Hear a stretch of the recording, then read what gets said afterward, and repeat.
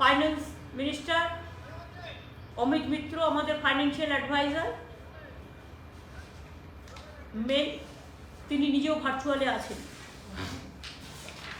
If any financial clarification you require. কয়েকটা বিষয় আপনাদের শুধু এই বাজেটের ব্যাপারে, অলরেডি বাজেটের বই আপনারা পেয়েছেন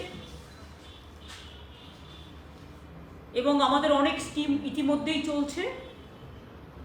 এমন কোনো সেক্টর নেই যে সেক্টরে আমাদের কাজ চলছে না, সেই স্কিমগুলো চলবে। এটা কিন্তু একটা বড় ব্যাপার, মনে রাখবেন। মোট বাজেট বরাদ্দ 3.8 গুণ বেড়েছে। 2010-11-তে ছিল 84,803 কোটি টাকা, আর 2022-23-এ প্রস্তাবিত 3,21,030 কোটি টাকা। 3,21,023 কোটি টাকা, 30 কোটি টাকা, অর্থাৎ 3.8 গুণ বেড়েছে। স্টেট ডেভেলপমেন্ট অ্যালোকেশন, রাজ্য উন্নয়ন খাতে 6.7 গুণ বেড়েছে। 2010-11 ছিল 18,793 কোটি টাকা, আর 22-23-এ প্রস্তাবিত হয়েছে 1,26,305 কোটি টাকা, অর্থাৎ এখানেও 6.7 গুণ বেড়েছে। ক্যাপিটাল আউটলে 15% বেড়েছে, 15 গুণ বেড়েছে। রাজস্ব আদায় 3.76 গুণ বেড়েছে। 2010-11-তে ছিল 21,129 কোটি টাকা। মনে রাখবেন, এত কোভিড মহামারী সত্ত্বেও, যশ আমপান সত্ত্বেও আমাদের কিন্তু 21,129 কোটি টাকাটা যে রেভিনিউ ছিল আমরা যখন এসেছিলাম, 22-23-এ প্রস্তাবিত 79,347 কোটি টাকা। আমরা কিন্তু 3.36 গুণ এই অতি মহামারীর মধ্যেও, এত সাইক্লোন হয়ে যাওয়ার পরেও আমরা কিন্তু বাড়াতে পেরেছি। সোশ্যাল সার্ভিস সেক্টর, এটা নিয়ে গর্ব করা উচিত। 10.7 গুণ বেড়েছে। 10-11 ছিল 6,846 কোটি টাকা, আর 22-23-এ প্রস্তাব করা হয়েছে 73,441 কোটি টাকা, অর্থাৎ সোশ্যাল সার্ভিস সেক্টরে 10.7 গুণ বেড়েছে, যেটা যে কোনো একটা উন্নয়নশীল গভর্নমেন্টের সবচেয়ে বড় মাপকাঠি। সামাজিক পরিষেবা, এগ্রিকালচার অ্যান্ড অ্যালাইড সার্ভিস সেক্টরে 11.3 গুণ বেড়েছে। 2010-11 ছিল 3,029 কোটি টাকা, 22-23-এ প্রস্তাব করা হয়েছে 34,130 কোটি টাকা, অর্থাৎ কৃষি অ্যান্ড অ্যালাইড সেক্টরে 11.3 গুণ বেড়েছে। ফিজিক্যালি ইনফ্রাস্ট্রাকচার সেক্টর 6 গুণ বেড়েছে। ডিটেলস আপনারা যদি চান আমি দেবো, বাট প্রস্তাব করা হয়েছে 10,422 কোটি টাকা, যেটা 10-11 ছিল 1,759 কোটি টাকা। এগ্রিকালচার ডিপার্টমেন্ট 33.2 গুণ বেড়েছে বাজেট বরাদ্দ।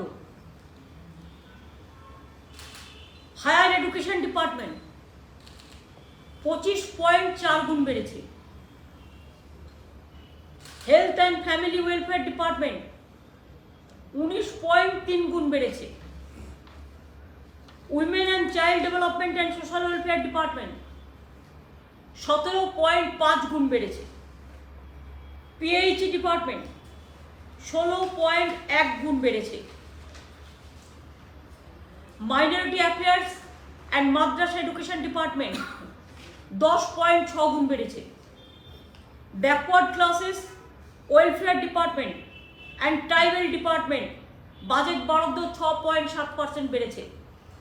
পঞ্চায়েত এবং রুরাল ডেভেলপমেন্ট ডিপার্টমেন্ট বাজেট বরাদ্দ 8.2% বেড়েছে। কিছু গুরুত্বপূর্ণ প্রকল্প যেটা হয়তো আপনাদের কাছে হাতে নেই, হাতে পেয়ে যাবেন। কৃষক বন্ধু প্রকল্পে আমরা 78 লক্ষ কৃষককে সহায়তা দিচ্ছি। কৃষক বন্ধু প্রকল্পে 10,000 টাকা করে পায়, এবং যারা ক্ষেত মজদুর বা অল্প জমি 1 কাঠাও আছে তারাও 4,000 টাকা করে পায়। 70 লক্ষ কৃষককে আমরা সহায়তা দিচ্ছি। লক্ষ্মীর ভান্ডার প্রকল্পে 1,53,00,000 এখনো পর্যন্ত। স্বাস্থ্যসাথীর সুবিধা 9.5 কোটি মানুষকে। খাদ্যসাথী প্রকল্পে 10 কোটি মানুষকে বিনামূল্যে খাদ্য। 48 লক্ষ গ্রামীণ আবাস আমরা নির্মাণ করেছি। আগামী 5 বছরে আমরা আরো 5 লক্ষ নির্মাণ করব তপশিলি আদিবাসীদের জন্য। আমরা যখন ক্ষমতায় আসি, বাংলায় গ্রাম বাংলার রাস্তা ছিল মাত্র 29,706 কিলোমিটার, আর আমাদের এই 10 বছরে আমরা 1,341 কিলোমিটার গ্রামীণ রাস্তা করেছি। রাস্তায় বিপ্লব হয়ে গেছে। বার্ধক্য ভাতা, বিধবা ভাতা, মানবিক ভাতা প্রাপকের সংখ্যা প্রায় 70 লক্ষ। সবুজ সাথী প্রকল্পে 1,03,00,000 সাইকেল দেওয়া হয়েছে বিনা পয়সায়। তপশিলি বন্ধু প্রকল্পে 10,83,23,000 শিডিউল কাস্ট ভাতা দেওয়া হয়েছে। জয় জোহার প্রকল্পে 2,80,000 শিডিউল ট্রাইব ভাতা দেওয়া হয়েছে। শিক্ষাশ্রী প্রকল্প, যেটি schedule caste schedule tribe, 1,04,00,000 scholarship দেওয়া হয়েছে। কাস্ট সার্টিফিকেট 1,47,57,000 বেশি দেওয়া হয়েছে। ঐক্যশ্রী প্রকল্প, যেটা সংখ্যালঘুদের, 2,92,00,000 সংখ্যালঘু স্কলারশিপ দেওয়া হয়েছে। কন্যাশ্রীর সুবিধা পাচ্ছেন 77 লক্ষ ছাত্রছাত্রী। বিনামূল্যে সামাজিক সুরক্ষা প্রকল্পে 1.5 কোটি বেশি মানুষ পাচ্ছেন, যারা কনস্ট্রাকশন ওয়ার্কার্স বা ট্রান্সপোর্ট ওয়ার্কার্স এরকম। রূপশ্রী প্রকল্পে 11,10,000 জনকে বিয়ের জন্য 25,000 টাকা করে দেওয়া হয়েছে। সবুজশ্রী প্রকল্পে 46,35,000 শিশুকে মূল্যবান চারা গাছ দেওয়া হয়েছে। গতিধারা প্রকল্পে 34,100 বেশি যুবক যুবতীকে সাহায্য দেওয়া হয়েছে।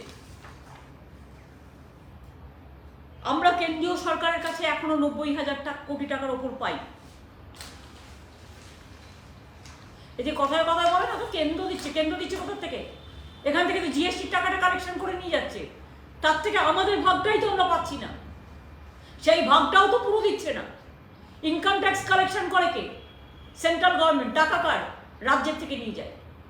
সেস কালেকশন করে কে? Central government. কার টাকা? রাজ্য থেকে তুলে নিয়ে যায়। কাস্টমস কালেকশন করে কে? Central government. টাকা তুলে নিয়ে যায় কোথা থেকে? রাজ্যের থেকে তুলে নিয়ে যায়। অর্থাৎ আমাদের রাজ্যের তো রিজার্ভ ব্যাংক নেই, কেন্দ্রের রিজার্ভ ব্যাংক আছে। আমাদের মানি, সেই মানিটা কেন্দ্র যে 100% তুলে নিয়ে যায়, তার থেকে 40-45% বর্জন বিভিন্ন স্কিমের মাধ্যমে তারা রাজ্যকে দেয়, এবং সেটা তাদের কৃতিত্ব নয়। আমাদেরটা তুলেই মাছের তেলে মাছ ভাজে, এবং তাতে বড় বড় নাম দেয় সব কেন্দ্রীয় সরকারের নামে, চিঠি পাঠায়। তা সত্ত্বেও মনে রাখবেন, এত অতিমারি হওয়া সত্ত্বেও, এত ঝড় জল, একটার পর একটা সাইক্লোন, প্রাকৃতিক দুর্যোগ হওয়া সত্ত্বেও, আমরা এখনো কেন্দ্রীয় সরকারের কাছে আমাদের প্রাপ্য টাকা 90,000 কোটি টাকা পাই। 90,000 কোটি টাকার বেশি।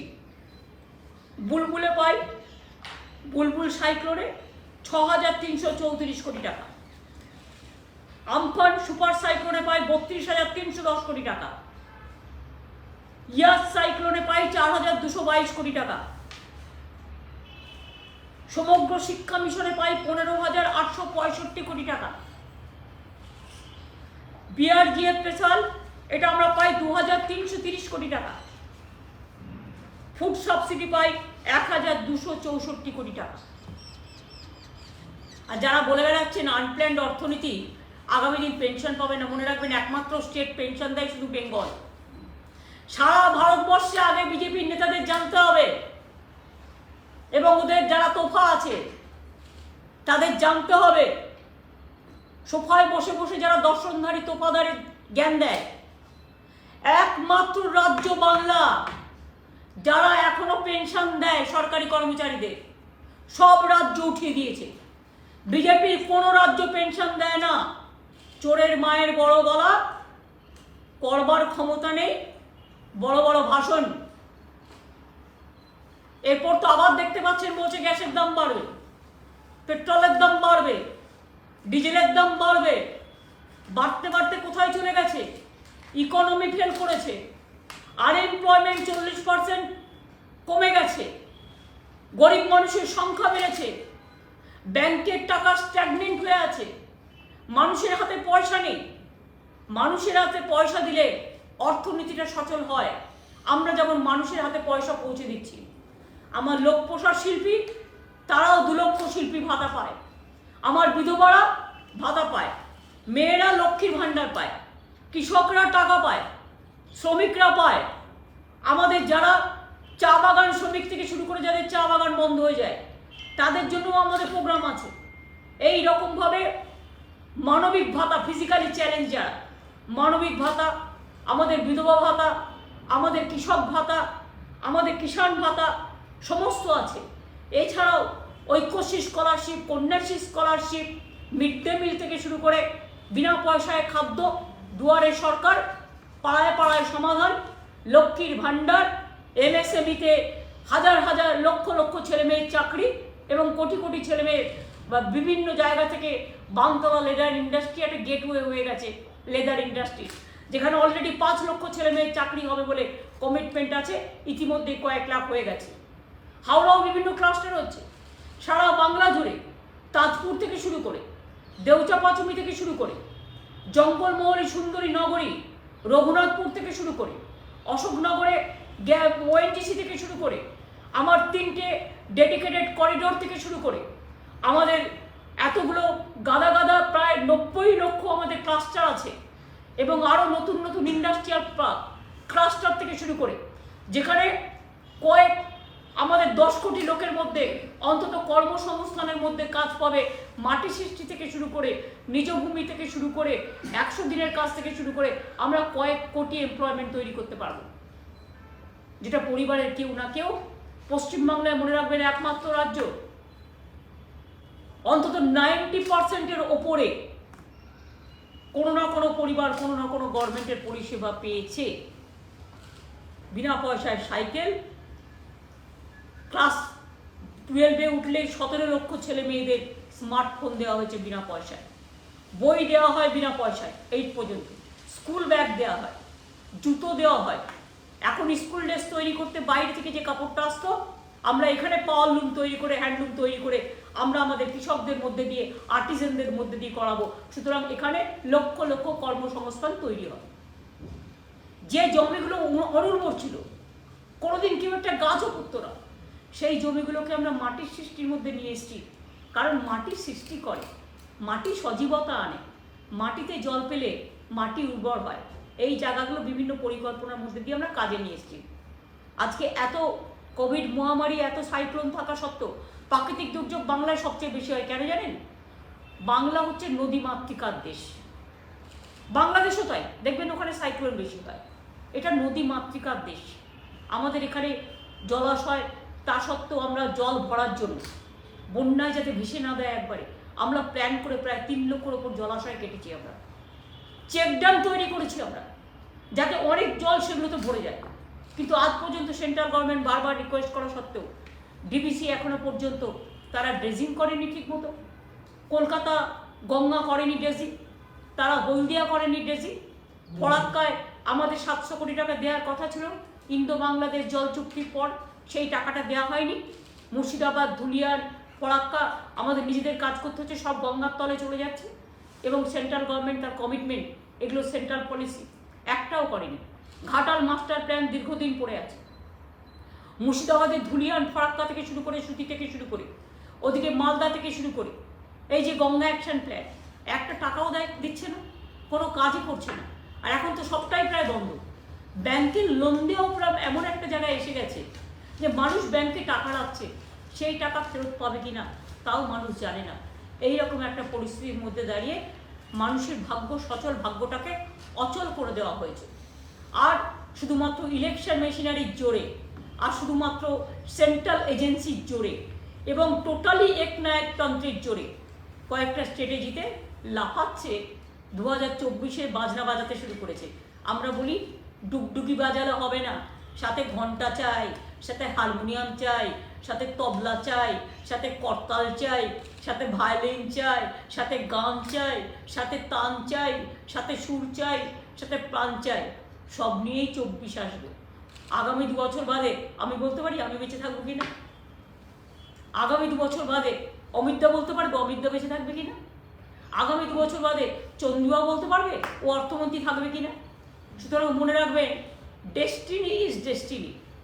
ডেস্টিনি আর ডেস্টিনেশনের মধ্যে পার্থক্য আছে। সুতরাং বিজেপি যে বড় বড় হামবড়াই ভাবগুলো করছে, এখানে হেরে গোহারা হেরে লজ্জা নেই।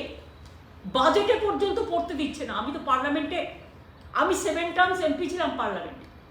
আমি 8-10টা রেল বাজেট, আমি 2টো জেনারেল রেল বাজেট, 7-8টা সাপ্লিমেন্টারি বাজেট আমি পাস করেছি। I have never seen this type of attitude. Finance বাজেটে তো কখনো কেউ গন্ডগোল করেই না, কখনো করতে দেখিনি। প্রেসিডেন্ট অ্যাড্রেসও আমরা করি না, আমরা কতগুলো কার্টিসি মেনটেন করি। এখানে নো কার্সি, কোনো কিছু করবার ক্ষমতা নেই। হাউলিং করে বেড়াচ্ছে, হাওয়ায় ভেসে বেড়াচ্ছে, আর যা ইচ্ছে নিজেদের ফ্লপ শো। নিজের ওয়ার্ডে যেতে ক্ষমতা নেই, ফ্লপ শো করে ঘুরে বেড়াচ্ছে। আজও জিডিপি নিয়ে আমরা গর্ব করে বলতে পারি বাংলা যেখানে আছে কোথাও কেউ নেই। আমি অমিতদাকে বলবো, অমিতদা একটু ফাইন্যান্সিয়াল স্ট্রাকচারটা প্লিজ আপনি একটু ইংরেজিতে বলুন। এখানে অনেক ন্যাশনাল চ্যানেল আছে, তারপরে যদি তাদের কোনো কোয়েশ্চেন থাকে তখন আমরা দেখব।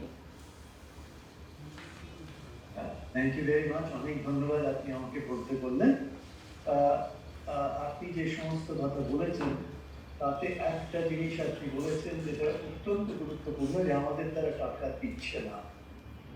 এই ক্ষেত্রে ডেভলিউশন যেটা আপনি বললেন, এখান থেকে ট্যাক্স তুলে নিয়ে যায়, তার 41% রাজ্যকে দেয়। আপনি আমার মিডিয়ার বন্ধুরা শুনে অবাক হয়ে যাবে যে 2019-20-20তে 11,000 কোটি টাকা তারা রাজ্যকে দিল না। ডেভলিউশন বলে নেই আমাদের ট্যাক্স আমরা তুলি, মানে গায়ের জোরে বলে দিচ্ছে দেবো না, অথচ আমার প্রাপ্য আমি পাচ্ছি না। আমি কাজগুলো কি করে করব? আমি পাবলিকের কাজগুলো কি করে করব? এবং 20-21-এ 14,225 কোটি টাকা ডেভলিউশন যেটা বাজেটে আছে সেটা কেটে দেয়। এরপরে আপনি উদাহরণ দিই, যেটা মাননীয় মুখ্যমন্ত্রী বলেছেন, জিএসটির ক্ষেত্রে আপনারা শুনে অবাক হয়ে যাবেন। 2021-22-এ আমাদের প্রোটেক্টেড রেভিনিউ যেটা দিতেই হবে, কনস্টিটিউশনাল অধিকার, ইজ 44,115। অথচ আমাদের সেই কত শর্টফল জানেন, যেটা আজ অব্দি দেওয়া হয়নি লিগালি, সেটা হচ্ছে 5,994, মানে 6,000 কোটি টাকা জিএসটির পাওনা 2021-22-এ আজ অব্দি তারা দিল না। আর তার উপরে আমাদের কাছে ধার চড়িয়ে দিল, যেটা আমাদের বুকসে ধার আসবে, সেটা 6,425 কোটি। তার মানে পাওনা কত? 6,000 কোটি। তারপরে ধার ব্যাক টু ব্যাক আমাদের দিয়ে দিল, যেটা আমাদের খাতায় থেকে গেল 6,425 কোটি। অথচ প্রোটেক্টেড রেভিনিউ যেটা তার গ্যারান্টি দেওয়া কথা, এটা মাননীয় মুখ্যমন্ত্রী বলেছিলেন আলোচনা করে, যে আমাদের এটা, আমরা যে চিঠি লিখেছি, উনি নিজে চিঠি লিখেছেন, আমি চিঠি লিখেছি, যে যখন 5 বছরের জন্য এই কম্পেনসেশন দেওয়ার ডিসিশন হয়েছিল কলকাতার এম্পাওয়ার্ড কমিটিতে, আমার সুযোগ হয়েছিল তখন মাননীয় মুখ্যমন্ত্রী বলাতে, I was chairman of the empowered committee. তখন ঠিক হলো যে নেক্সট 5 বছর তোমরা আমাদের ফুল কম্পেনসেশন দেবে, 14% গ্রোথ ইন রেভিনিউ বেসিসে কম্পেনসেশন দেবে। তখন কি কেউ জানতো যে কোভিড আসবে? কোভিড-19 3 বছর চলে গেছে কোভিডে, এই সারা ভারতবর্ষ, সারা পৃথিবী, কিন্তু আমরা বারবার, মাননীয় মুখ্যমন্ত্রী নিজে চিঠি লিখেছে, আমি দেখাও করেছি 3-4 বার, দেখা করে আপনি নিজে বলেছেন যে আমাদের এটা 5 বছর, 3 থেকে 5 বছর বাড়িয়ে দিন কম্পেনসেশন। কিন্তু এ তো কেউ জানতো না যে এটা হবে। সেহেতু আমি এটা অ্যাড করতে চাই যে আজ জিএসটি পয়সা নেই, জুন মাসে শেষ হয়ে যাবে, তারপরে আর কম্পেনসেশন পাওয়া যাবে না। শুধু আমাদের রাজ্যের নয়, সব রাজ্যের কিরকম অ্যান্টি ফেডারালিস্ট মেন্টালিটি চিন্তা করো। লেখা হচ্ছে, লজিক আছে, কিন্তু তার কোনো উত্তর পাওয়া যাচ্ছে না। মাননীয় মুখ্যমন্ত্রী নিজে প্রধানমন্ত্রীকে বলছেন, ফাইন্যান্স মিনিস্টারকে চিঠি লিখেছেন, আমি লিখেছিলাম, কিন্তু কোনো জবাব নেই। দিস ইজ দি অ্যাটিটিউড যেটা আপনি বলেছেন মাননীয় মুখ্যমন্ত্রী, this is the attitude.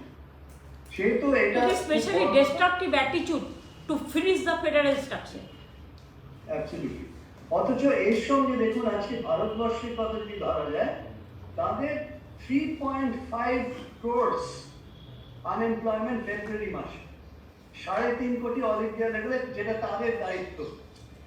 Inflation, আপনি কনজিউমার প্রাইস ইন্ডেক্স, সাধারণ মানুষের কথা আমি বলছি, 6.01%, 6% ক্রস করলে রেড লাইন। কনজিউমার প্রাইস ইন্ডেক্সে 6% পার হয়ে গেল। হোলসেল প্রাইস ইন্ডেক্স ভারতীয়, যেটা কেন্দ্রীয় সরকারের দায়িত্ব, 12.96, মানে 13% ইন হোলসেল প্রাইস ইন্ডেক্সে পৌঁছে গেল, যেটা আমরা দেখিনি। সেহেতু আজকে এই সমস্ত সাধারণ মানুষের ওপরে যে চাপ সৃষ্টি হচ্ছে through unemployment and inflation. So what we are saying is that the central government has failed completely to serve the common people, where the West Bengal government has related by Honorable Chief Minister schemes after schemes after schemes to give them social protection so that they can survive this. Now, another important thing, the Mananiya Mukhyamantri, the Honorable Chief Minister followed a demand stimulating model by giving cash in the hands of the people. Jeta apni bollen Lokkhir Bhandar. This is a 98% of that money is spent, marginal propensity to consume. এইভাবে ধরে ধরে উনি মানুষের হাতে টাকা দিয়েছেন, যেটা ওরা খরচ করবে, ডিমান্ড স্টিমুলেটেড হবে। সঙ্গে সঙ্গে small and medium enterprise, large enterprise, তারা তখনই ইনভেস্ট করবে যখন ডিমান্ড আছে। এই সিম যেটা আপনি করেছেন, এর রেজাল্ট কি হয়েছে? 2020-21 ভারতবর্ষের গ্রোথ হয়েছিল নেগেটিভ 7.3%, এখনকার লেটেস্ট এস্টিমেটে নেগেটিভ। পশ্চিমবঙ্গে আপনার নেতৃত্বে, under your leadership, West Bengal grew by 1.2% positive. দেখিয়ে দিক। So West Bengal is following theoretically macroeconomic policy that is verified. Other countries, developed countries are following. They are following no policy. They call it supply side policy, which is no policy. So এইখানে আজকের বাজেটে যেটা পেশ হয়েছে, প্রত্যেকটা ক্ষেত্রে on tax collection, আপনি বলেছেন কত গুণ বেড়েছে। ডেট জিডিপি রেশিও, ধারের যে জিডিপি যখন মাপা হয়, সেটা ডেট জিডিপি রেশিওর বেসিসে হয়। ডেট জিডিপি রেশিও আমরা 40.64, from 40.65% when you came to office, Honorable Chief Minister, you have brought it down to 34.23%, debt GDP ratio. এই অবস্থাতে আমরা ডেট জিডিপি রেশিও কন্ট্রোল করেছি। রেভিনিউ ডেফিসিট ছিল কত when you came to office? 3.75%। এবছরের বাজেটে আপনি কোথায় নিয়ে যাবেন? 1.65%। This is fiscal discipline. Fiscal deficit যখন আপনি এসেছিলেন অফিসে, ফিসক্যাল ডেফিসিট was 4.24%। আপনি কোথায় নিয়ে গেছেন? You have brought it down to 3.64%. This is fiscal discipline.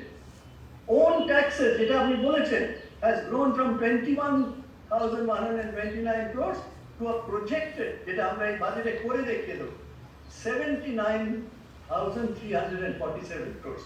This is the vision of this government. And I must add one more, that you have, Honorable Chief Minister, you added with the Honorable MOS, Independent Charge Finance, speaking on the floor of the House, that we have stimulated the real estate sector, which was announced in the budget. Why is that so? 2% rebate in the stamp duty. Now, what has been the result of that? You will be happy to know that the result is 25% increase in revenue collection. You have given a shoot of 10% in terms of circle rate. Data, your budget has extended it till September, 6 months. Let me say to you, Honorable Chief Minister, what you have done and what media ought to know. What happens when you reduce the circle rate is that there is a central tax put many years ago, where if you buy a piece of property for 100 rupees and your circle rate is 150 rupees, then on 50 rupees you will pay central tax. Now when you bring down the circle rate, automatically you get relief. The people, I must confess, Honorable Chief Minister, latest data shows 20 lakh deeds have been registered in your state. 256 offices of the IGR, Inspector General Registration, completely digitized. I want to know which state has completely digitized real-time basis. 256 offices. So that there is no, and mutation is automatic with registration. So which state has been able to do? So I would submit to you that what you have done in the state, in factual, and what is going on in the center with unemployment, with inflation, 22,000 crores have been withdrawn by foreign institutional investors in our stock market in 3 days. They don't have faith. But we in our state, following a different policy under your leadership, have shown the world that we can grow at positive 1.2% when India as a whole grew by negative 7.2%. এবার আমাদের আপনাদেরকে যদি কারো কোনো clarification চাই budget নিয়ে আপনারা জিজ্ঞেস করতে পারেন। অমিত দা আছে, চন্দ্রিমা আছে।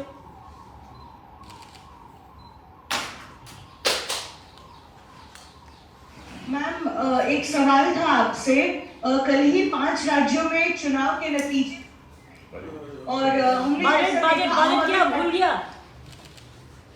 अभी तो बजट का प्रेस कॉन्फ्रेंस चल रहा है, बताओ बताओ। Yes ma'am. ओके ओके बोलो। कल ही 5 राज्यों के चुनाव के नतीजे सामने आए।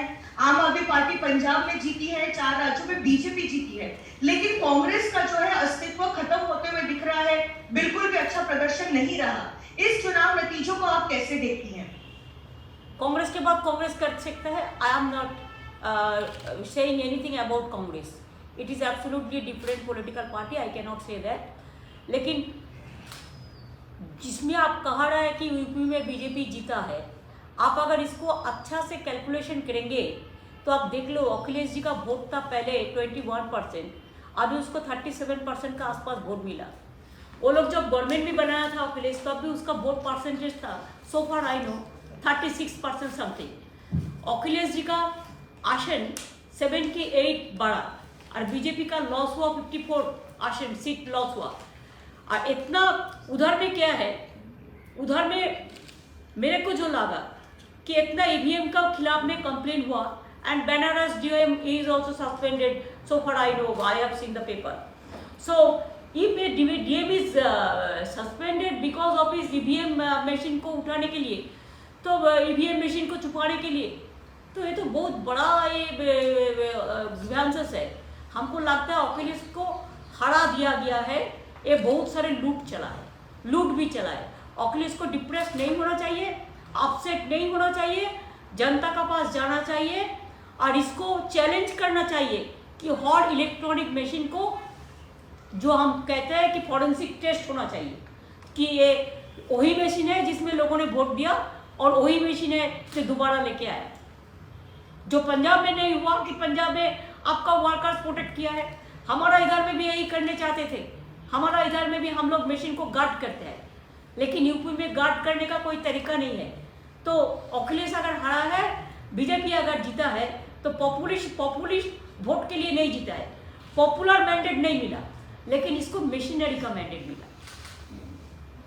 Didi, BJP is calling this election result as a booster and saying that 2024 is a fixed for BJP and again Modi will be a prime minister. What do you see? देखो, हम एक ही बात कहते हैं ना, after death comes the doctor. ऐसा children जन्म का पहले अन्नप्राशन का डेट ठीक करते हैं। 24 में कौन सरकार आएगा उसका ठीक ही नहीं हुआ है, और ऐसे वो अभी उसका जन्मदिन का जन्म साल बढ़ने के लिए अभी से तैयार कर दिया है। ये अचानक इम्प्रैक्टिकल है, टोटल इम्प्रैक्टिकल। 2 साल में क्या होगा नहीं होगा आपका पता है ना, मेरे को पता है। लगता है ये यूपी का जैसे ये लोगों ने जीता, इसमें उसका खतरा ही होगा, इसमें अच्छा नहीं होगा। मैं चाहती हूँ कि all political parties who wants to fight BJP, they must work together.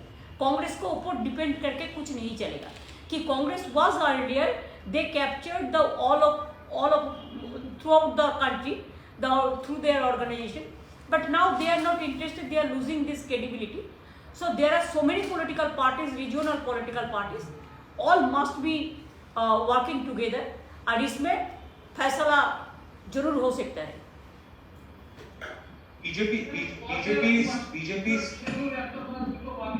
BJP's in a way suggesting there is no opposition.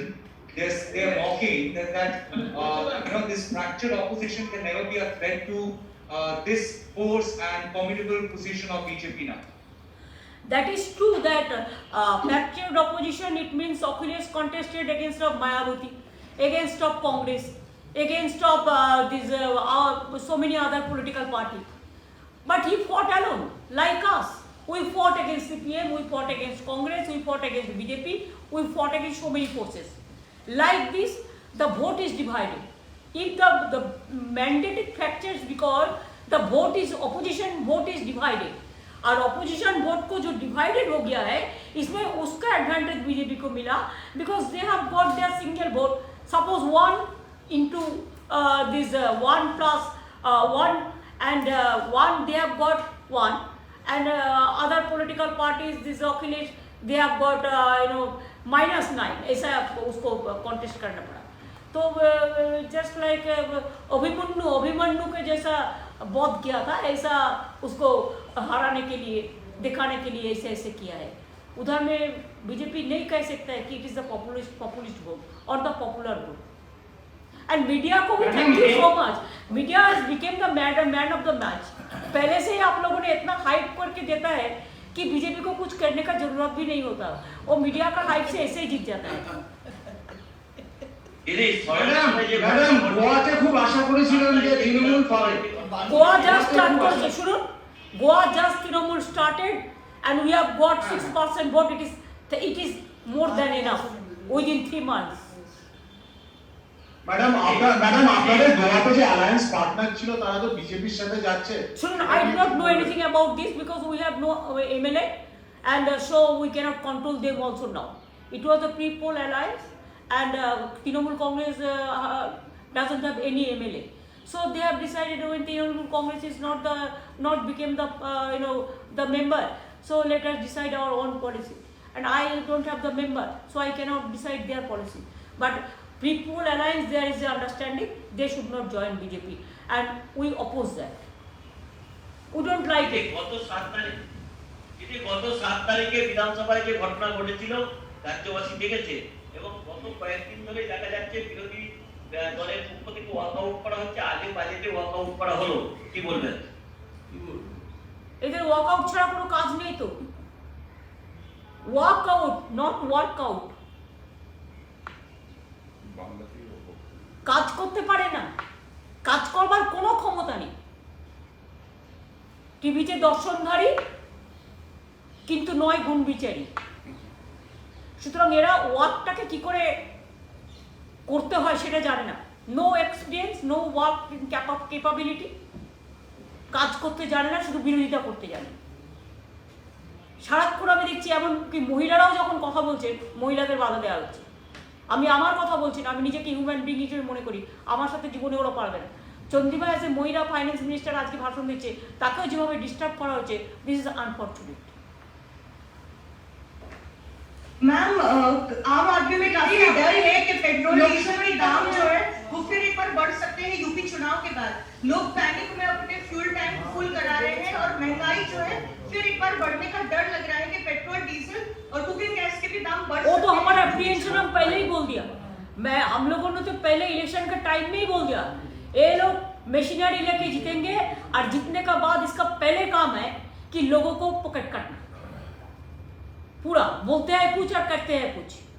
जुमलाबाजी तो इसका है.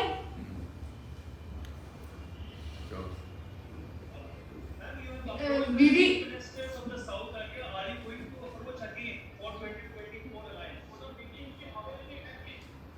এখন আমি কিছু বলতে পারছি না ভাই. আমার সাথে যদি কেউ যোগাযোগ করে, কন্ট্যাক্ট করে, আমি নিশ্চয়ই তোমাদের জানাবো. বাট আমি ইন্টারেস্টেড যে সবাই এক হোক. এমনকি তাতে যদি আমায় বাদ দেয় দিক, but let them work together. দিদি दीदी यूपी का जो रिजल्ट हम लोगों ने देखा कि वोट जैसा आपने खुद कहा कि वोट बटा है, क्या लगता है 2024 में दीदी सभी को एकजुट होना चाहिए और इसके लिए क्या आप काम शुरू कर देंगे? ये सब लोग जो मायावती अखिलेश के खिलाफ में बीजेपी को सपोर्ट दिया, अब कभी सोचता है वो अखिलेश के साथ करेंगे? नहीं करेंगे। लेकिन लोगों ने जब सोचेंगे कि देखो वोट टुकड़ा टुकड़ा करने से बीजेपी जीत जाता है, लेकिन हम नहीं चाहते हैं, ये लोगों को डिसीजन लेना। अगर लोगों ने डिसीजन लिया कि हम बीजेपी का खिलाफ में वोट करेंगे, तो जिधर में जो पावरफुल है उसको ही वोट देंगे। লোকসভা নির্বাচনের আগে দেখেছিলাম আপনি সমস্ত বিজেপি বিরোধী সমস্ত রাজনৈতিক দলকে নিয়ে জোট করার চেষ্টা করেছিলেন একটা, আবার কি আপনি সেই উদ্যোগ নেবেন আপনার নেতৃত্বে? আমি ছাড়াও অনেকে আছে, দেখি না কে কে উদ্যোগ নেয়, উদ্যোগ নিলে আমি আছি। তো অনেকে তো উদ্যোগ নিচ্ছে না দিদি, সেই কারণে নেবে জিজ্ঞেস নেবে করছি, আস্তে আপনি আস্তে। এত উদ্যোগ- তাড়াতাড়ি করছেন কেন? তবে তো দাঁড়ান না, হোলিটা যা একটু রং রং খেলুন। কিন্তু নরেন্দ্র মোদী নিজেই বলেছেন 2024-এর কথা। উনি তো প্রথমেই আগে থেকে বলে দিয়েছেন, যারা জেতে তারা সাবমিসিভ হয়।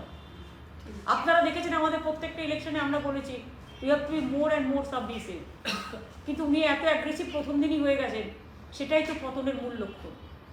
Don't be aggressive from now, be positive, don't be negative.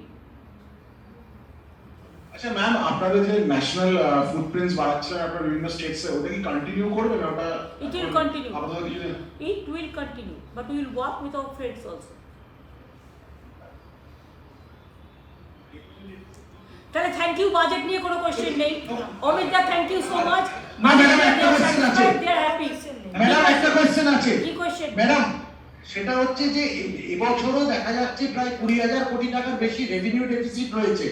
গত বছরও সেই রেভিনিউ ডেফিসিট ছিল আপনাদের বাজেট প্রস্তাবে, সেই রেভিনিউ ডেফিসিট আপনারা মেকআপ করতে পারেননি। তো এবছরে কি কোনো নির্দিষ্ট রেভিনিউ সংস্থান আছে যেটা দিয়ে আপনারা ওই রেভিনিউ ডেফিসিটটা মেকআপ করতে পারবেন? অমিত দা শোনা যাচ্ছে না, নট কানেক্টেড। আপনারটা অফ আছে, দেখুন অন আছে। হয়নি, প্রথম থেকে অন করুন না ওনারটা। লাস্ট করে রেখেছি ওটা।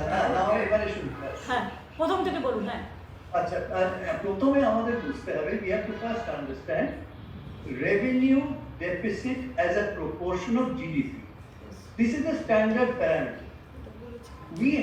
Despite this situation যেখানে আমাদের revenue সারা ভারতবর্ষে fall করেছে in a dangerous manner, West Bengal still has revenue deficit of 1.65% and of central GDP. government it is more than 7% the negative. Over 7%, in fact, they have crossed the red line. That is one. Second is, I have already said that in the case of taxes, we are very, in the budget, Honorable Chief Minister, in consultation with everybody, that's the way she works, he came to the conclusion we have to stimulate certain sectors, we have to give social security to other sectors. আমি already আপনাদের explain করেছি that the real estate sector which is very employment intense, tea on the tea gardens very employment intense, and of course in the small and medium enterprises, as Honorable Chief Minister has said, we are the largest SMEs in the country because they are very employment intense. Even what we are giving relief to the two-wheelers and others, four-wheelers, battery operators, it will encourage the employment and it will encourage the industry also. পরিবেশ বান্ধব বলে আপনি দুটো programme দিয়েছেন আজকে বাজেটে, exemption of registration fees in road tax 2 years, যেটা আপনি একটু বললেন, And CNG also, environment friendly. and CNG also. So this shows that from different directions the budget is trying to stimulate revenue on one side, আমি employment.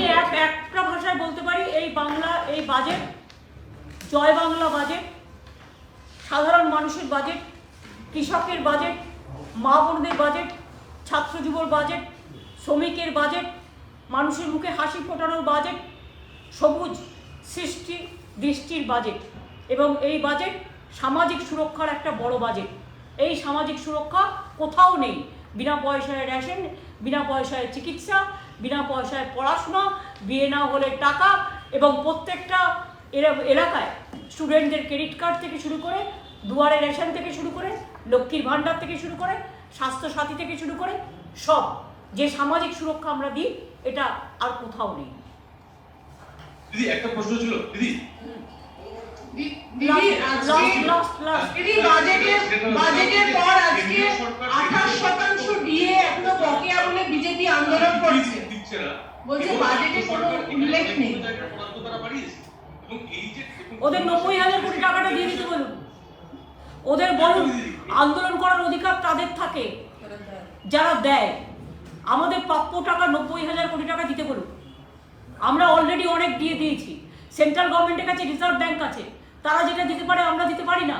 তার কারণ হচ্ছে আমাদের কাছে ক্যাপাসিটিটা নেই, আমাদের টাকা ওরা দেয় না, আমাদের টাকা আটকে দেয়। তাদের হাতে নোট ছাপানোর ক্ষমতা আছে, আমাদের হাতে নেই। আমরা যা দিই বললাম তো, পেনশন একমাত্র বাংলায় আছে, আর কোথাও নেই। ওদের বলুন 90,000 কোটি টাকা রিলিজ করুক আগে, বুকের যদি পাটা থাকে। আন্দোলন করবে, আন্দোলন জীবনে শিখেছে? ওই তো গটক আন্দোলন, ও আমি সব নন্দীগ্রামে দেখে নিয়েছি। Didi, you are so hopeful about an united opposition. I want to understand. Did you speak I am to not Akhilesh so Yadav? hopeful. I am trying to say that there should be. Could you speak to Akhilesh Yadav? Did you speak to Akhilesh Yadav? Today I talked to Kiranmay Nandaji because I convey my message that please don't be upset. You be strong and also fight the battle boldly. We are with you. And finally, after the Uttar Pradesh victory, there are a couple of BJP leaders who are suggesting the 80-20 formula would continue. The 80 versus 20. What many are saying is I nothing but a don't polarization understand. tactic. What 80-20? 80% majority, 20% minority, that formula would continue. They want to bulldoze the democracy. They want to kill the democracy. They want to kill the humanity. They want to kill the constitution. What do you think? India is a democratic country. They have seen one-sided the forcefulness, evictions, but they have not agency, but they have not seen the public movement. Don't forget the Jayapakash Narayan movement or the other movement. Please remember this. Thank you so much. Thank you ভাই Amita, thank you so much. ভালো থাকবেন আর শরীরের প্রতি যত্ন রাখবেন, BGB এসে আসতে হবে।